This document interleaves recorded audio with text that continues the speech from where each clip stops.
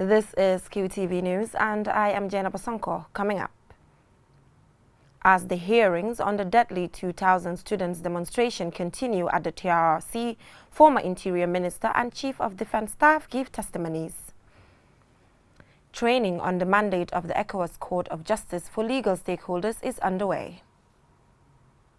The Director General of the Gambia Tourism Board speaks to QTV about the impact of the collapse of Thomas Cook on the tourism sector. The Gambia German Energy Project has been inaugurated. Those are our top stories, and now the news in detail. Stay with us.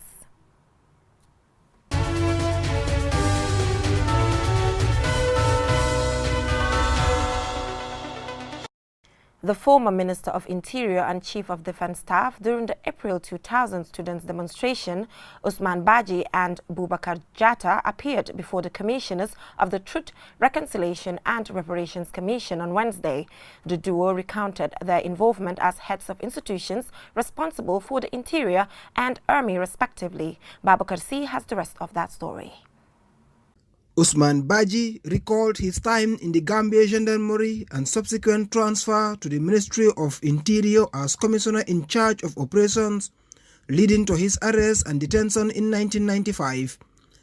Detained for 640 days without trials, later reinstated in 1996, and then to the position of Minister of Interior, a position he held until 2003. In April 2000, as Minister of Interior, Mr. Baji recalled receiving information that the students were planning a demonstration after it was announced that a student in Brikama was beaten, leading to his death, while another student was allegedly raped at the Independence Stadium. He said they converged at the Gambia College School with students and elders of Brikama to reassure them that the matters were being taken seriously and would be investigated. He denied speaking to the Students' Union in a harsh tone, saying those that know him well will attest that he speaks in a high tone. He recalled issuing a press release which was read on the 9th of April, a day before the protest, advising students that the planned demonstration would be illegal because the police didn't issue a permit for it. On the morning of 10th April, on his way to work, he found the GTTI parked and traffic blocked, with students demanding the release of their leaders. He has now taken responsibility of not having taken further actions at Latrikunda to calm the situation when he and Boubacar Jatta, former Chief of Defense Staff, were stoned at, he claimed. Upon returning to the PIU office, he said his vehicle was smashed and completely destroyed and did not find any PIU personnel at their headquarters. Usman Baji could not remember talking to the president or the vice president at the time of the incident, visiting damaged police properties, holding official meetings at cabinet level. Neither could he recall seeing any violations meted out to the students. He, however, recalled giving a statement as the Minister of Interior at the time, saying the shooting came from the crowd and that some of the protesters were armed. I did it because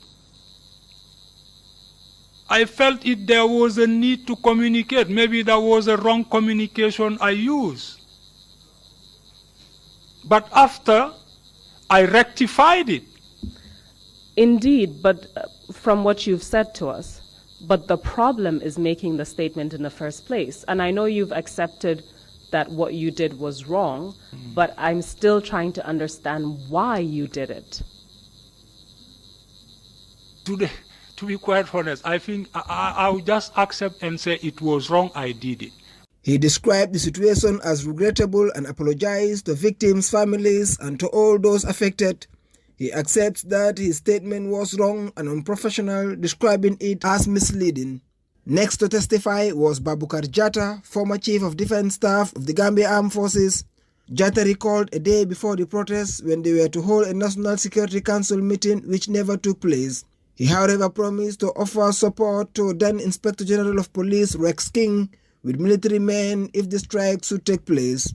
On the morning of April 10th, on his way to work, he met the students at GTTI Chaos. When students were dropped from cars heading to Banjul, he decided to disembark from the vehicle and met Commissioner Sow, who informed him that they were there to pick up the executive of Gamsu Students' Union. When he drove to Banjul and came back to Westfield, The crowd increased and more students continued coming to the scene. As he and Baba Job and Usman Baji tried to negotiate with the students, they were informed that more students were gathered at Dipakunda, and they decided to drive and meet up with the students for further negotiations. He said the then Minister of Interior, Usman Baji, made a statement that the students didn't like, which caused students to rain stones on them. He negotiated with the students to walk with them to Westfield to meet up with their Gamsu student executive, but were met with other angry students who were throwing stones at them. They managed to make their way to the PIU headquarters. Jatta said he saw PIU officials with AK-47, which he said caused the pandemonium. I went down with my orderly. They knocked me from here up to that place. Who knocked you? Students passing. They were running away. They are running back. I went down when I saw the weapon. And I was telling them, down, down, down. When you see a gunner shooting at you, go down. And did the gunner, what did the gunners do? They came and they started chasing them. But immediately they saw me out of the crowd. Huh? Sergeant Jao, stop. Sergeant Jao, stop. Boom. I had the first shot. Yes, they cased them. First shot from what? From the, there were almost 6 or 7 of them. I can't know how many figures lined up to push the students back. What were they doing to push the students back? They fired. What did they fire? AK-47, 7.62 millimeter, flying at a speed of 750 meters per second at 3,000 degrees. Babukar Jatta confirmed that the PIU officers used live rounds against the students that he was coming with, but denied giving signals to the PIU to fire on the unarmed protesters while he lay on the ground.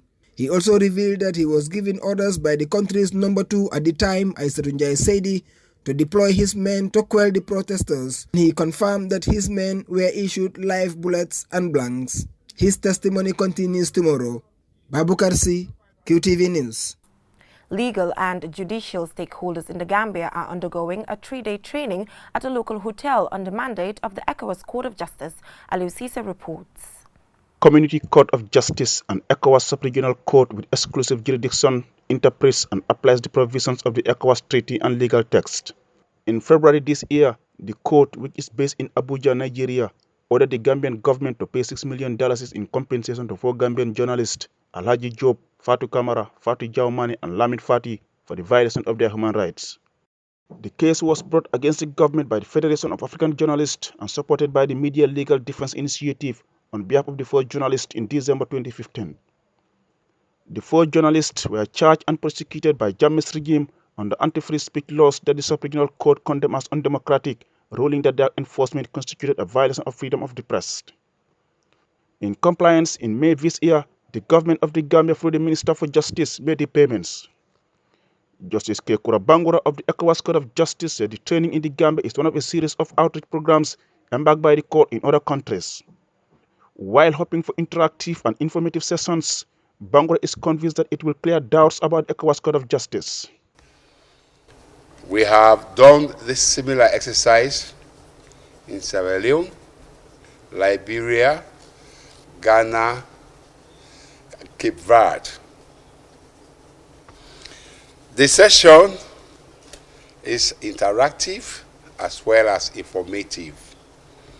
It is informative because we are here today to tell you or to clear some of the doubt or suspicion that member states has been having or on the status of ECOWAS Court. Bingadi, a representative from the Attorney General and Ministry of Justice of the Gambia, expressed appreciation to the ECOWAS Court of Justice for conceiving the idea of organizing such a training in the Gambia. Saliu Tal is the president of the Gambia Bar Association. I understand that this court does not have a specific human rights instrument, but relies on the African Charter and various instruments that protect fundamental human rights. Indeed, Gambia is no stranger to this court. I believe a number of cases have been adjudicated at this court. So there is no doubt that this court is very relevant for Gambia, particularly as we transition into democracy, and human rights is taking a very important place in our society. Deputizing for the Chief Justice of the Gambia, who was out of the country on official business, Justice Jibu S. Jana also spoke about the relevance of the training, which will expose participants to the relationship between the local courts and the ECOWAS court. In our case, we have been, not that we were the ones accessing the courts, but clients, Gambians, have accessed the court through lawyers overseas. I'm sure the workshop would be very much interested in the various cases that emanated from the Gambia. One of the participants, Mohammed Nur from the judiciary, shared his expectations of the training. I believe this training will expose us to what form of claims we can have before the court, and having had those claims before the court, what do we expect to get as well. During the 3 days, participants will be taken through the origins, jurisdiction, and rules of procedure, amongst other things, in order to have a better informed legal fraternity on issues relating to the ECOWAS Court of Justice. Reporting for QTV News, I am Aliou Cisse. The collapse of British travel operator Thomas Cook last month comes just before the height of Gambia's tourism season, which usually starts in October. Our reporter Ibrahim Balde spoke to the Director General of the Gambia Tourism Board on the impact the collapse of Thomas Cook is likely to have on the tourism sector and economy. The collapse of the 187-year-old company caught many by surprise. The tour operator brings about 45% of visitors to the Gambia, according to the Tourism Ministry. Abdullahi Haidara, the Director General of the Gambia Tourism Board, admits that Thomas Cook Group is a key player in the Gambian market. So far, so good. As a career and as a tour operator, Thomas Cook takes about 30% of our total arrivals. And if you take a look back 2017 and looking at the number of flights that has landed at the Banjul International Airport vis-a-vis for the tourist season, we had 1,648. And out of that, the total Thomas Cook UK and Thomas Cook's Scandinavia, Thomas Cook was 195 flights. Thomas Cook UK alone come about 152 flights. And Thomas Cook Scandinavia, 43 flights. That's 2017. When you come to 28, you see a tremendous increase in the number of flights that were landed by Banjul International Airport by the Thomas Cook Group. In 2018, from 195, we moved to 257 flights. And the UK alone was 210 flights. And Scandinavia, 47 flights. Coming into 2019, looking at January to June, we had registered 176 flights, out of which 145 were from the UK and 31 from Scandinavia. Mr. Haidara further explained that only Thomas Cook Scandinavia and Condor Flotient, Thomas Cook Germany subsidiary, have been financially rescued and their operations will continue. When we're looking at the current status as of arrivals, in terms of numbers, and going back to 2017, we registered a total arrival numbers of 162,075, and this was as an effect of the impasse that has affected the destination. But out of that lot, Thomas Cook UK and Thomas Cook Scandinavia brought in 34,816. Thomas Cook UK came in with 21,698 and Scandinavia 13,118. We saw also a corresponding increase in 2018-2019, which was 54,000 309. This was our record-breaking year when we have registered 209,135. The collapse of Thomas Cook is likely to have an impact on all tourism destinations where the company operated. And according to Mr. Haidara, this impact will be felt across all sectors that benefit from tourism. Ibrahim Obalde, QTV News. We will take a short commercial break. When we return, the news continues. Stay tuned, don't go anywhere. QCell, your most trusted network, gives you the fastest, biggest and cheapest 4G LTE network in the Gambia. Enjoy unlimited broadband with the fastest speeds. Access the fastest mobile network with our Sunyu Bundle service. Call us on 111. QCell. We innovate, others follow. It is the new era in broadcasting. We showed it to you with our continuously improving content with thousands of viewers around the world. Now, how do you take advantage of our existing and constantly increasing viewership? Advertise with QTV and reach a large audience. Call us on 3244 or email marketing@qtv.gm. Follow us on YouTube, Facebook, Twitter or Instagram. QTV Gambia. QTV, a new era in broadcasting. The Gambia German Energy Project was inaugurated by the Ministry of Petroleum and Energy, funded by the German Federal Foreign Office. The aim of the project is to help stabilize the electricity supply in the Gambia. Ma'am Jara Cisse has the rest of that. So it will display all the power factor, the voltage, the current, the power that is The project inaugurated is geared towards reducing the rate of power cuts in the Greater Banjul area. The operation is funded by the German government and implemented by GIZ, a German company that will offer extensive electrical training to NAWEC technicians. The project amplifies different technical materials for NAWEC technical specialists to run the power plant system properly, as well as to save resources for maintenance.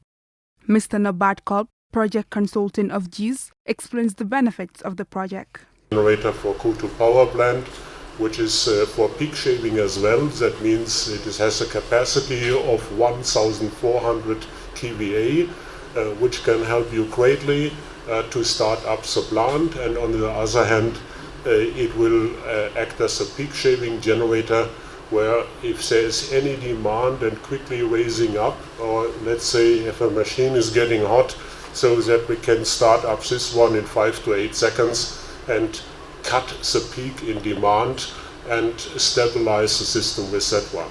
Mr. Stefan Ryokan, ambassador of the Federal Republic of Germany in Dakar, shares his thoughts about the project. Here, less blackouts are very important, because we could see 1 and 2 years ago how damaging this was for the morale of the people, that having no electricity is really or suffering from the blackouts. That was really something which made life difficult here. Mr. Fafa Sanyang, Minister of Energy and Petroleum, explains the 4 factors of the project. But just for summary, for us the laymen, I need to give it 4 points, just to reiterate it. 1, installation of independent communication infrastructure and data collection on the transmission and distribution network, linking the Brikama and Koto power stations, and all 33/11 kV substations in the GBA. Sana Gomez, NAWEC engineer, explains the causes of the recent blackout. So the last time that it happens, there was actually an engine that trips. So once it trips, the entire network, because the engine that trips is a big engine, the entire or the remaining generators couldn't take the load that that engine have let go. Because normally if the engine let go, other engines should take that load. But unfortunately, the engine that tripped is a big engine. So the load that it released, the other engines cannot take it. And hence those engines also collapse. And that is what led to that blackout. The project started in May 2018 and will be completed by the end of 2019, with some installation works to be finalized in the 4th quarter. Reporting for QTV News. The Ministry of Health, in collaboration with Global Fund, conducted a country coordinating mechanism national forum to strengthen its coordinating mechanism in the Gambia. The event was attended by members and representatives from the government, civil society and private sector. Lamin Dabo has the rest of that. The event is to share with the public the work of the Global Fund and the country coordinating mechanism about grants and the fight against HIV and AIDS, tuberculosis and malaria. Mamadou Kecham, a member of the country coordinating mechanism technical committee, said the Global Fund provides funding in lots of intervention areas, not just malaria, HIV and AIDS and tuberculosis.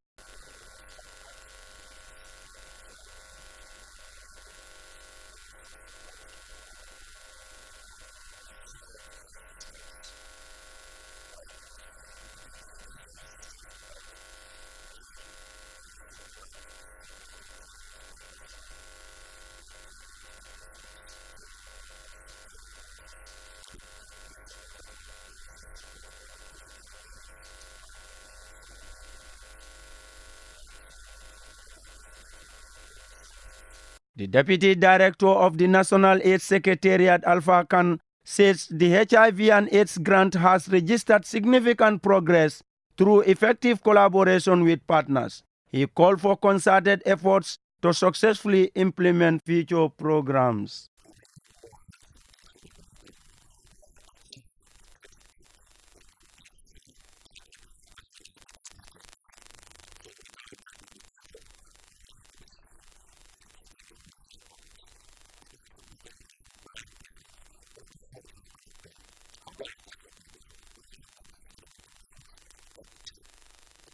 Yusufa J. Gomez, the chairman of the Gambia Country Coordinating Mechanism, said part of their achievements was capacity building, which enabled a successful implementation of their program. He further explains the importance of sustainability, which is a key requirement for external funding.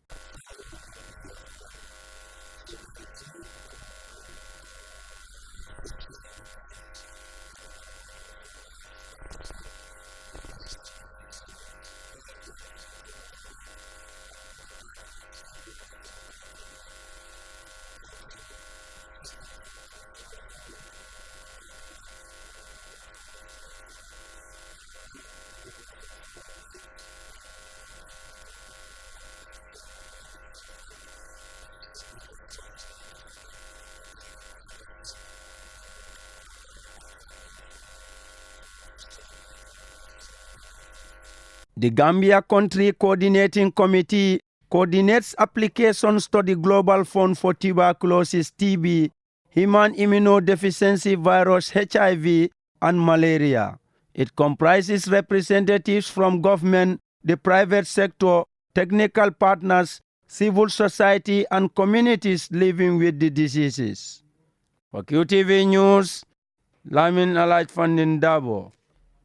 The Gambia YMCA Learning and Skills Center organized a two-day cooking competition for certificate-level students studying catering and hotel management. The cooking competition aims to encourage students to be independent, self-enjoyable, and self-reliant. John Charles Njai, Executive Director of the YMCA, says since its inception in 1979, the YMCA has embarked on empowering young people to become productive citizens. Empowering young people with skills, entrepreneurship skills, different skills, just so that they could become self-reliant. Our intention in the YMCA is to get young people to stop being subjects and become citizens, responsible citizens for the destiny of their nations and for their own individual destinies. Abdullahi Sanko, a lecturer at YMCA, expressed his delight at the Institute's success in supporting students in acquiring enjoyable skills. Let them not depend on the government predominantly to provide the employment opportunity for them. But as well, this is a skills, instilled in them. They can use this opportunity, prepare their own food stuff they can sell at a restaurant, or let's say they can even prepare it, by their, compound gates or elsewhere and employ themselves. It is even much more reliable than for you to be employed under somebody. Just like myself, sometimes I'm too busy with them here. I have to go to work. They'll be calling me, where are you, Sonko? You are so much needed here. But if you have your own employment, you become your own boss and you help yourself to achieve your goals without relying on any individual. It is even much more reliable and, successful than for you to be working under somebody. Because working under somebody, you have to go by his or her commands. Aisoto Kamara, a student, urged young people to join skills training institutes to learn trades that will help in the country's development. Let us not sit at home and say that we all want to work in the government. It's not that government cannot employ everyone. You have to employ in skill training center. Your son can inherit your business, but your son cannot inherit your position in the government or any other place. So I would like to give a piece of advice to all the youths that are sitting there to focus in training also, so that they can help the development of the country. Not only if you work in the government, you can help your country, but being entrepreneurship, that is having your own business, engage in many things. You can help the government also to increase the way they want to develop in the country. The overall aim of the Gambia YMCA is to help develop the potential of youth so that they can be equipped with the necessary skills to live and operate in a global context. For QTV News, I am Jenna Bosonko. In our Tuesday News Bulletin, we reported Musa Yali Bachili as the former Gambia Action Party leader. However, Musa Yali Bachili still remains the founder and Secretary General of the party, while Lamin Bojang is the party's presidential candidate. We apologize for that error. Before we end this news bulletin, let's recap our main headlines. The former Minister of Interior and Chief of Defense Staff during the April 2000 students' demonstration, Usman Baji and Bubakar Jatta, appeared before commissioners of the Truth, Reconciliation and Reparations Commission on Wednesday. The duo recounted their involvement as heads of institutions responsible for the Interior and Army, respectively. Legal and judicial stakeholders in the Gambia are undergoing a 3-day training at a local hotel on the mandate of ECOWAS Court of Justice. The collapse of British travel operator Thomas Cook last month comes just before the height of Gambia's tourism season, which usually starts in October. The Director General of the Gambia Tourism Board spoke to QTV on the impact the collapse of Thomas Cook is likely to have on the tourism sector and the economy. The Gambia German Energy Project was inaugurated by the Ministry of Petroleum and Energy, funded by the German Federal Foreign Office. The aim of the project is to help stabilize the electricity supply in the Gambia. That is all we have for you in this edition of QTV News. Join us same time tomorrow for more news. Thanks for your company.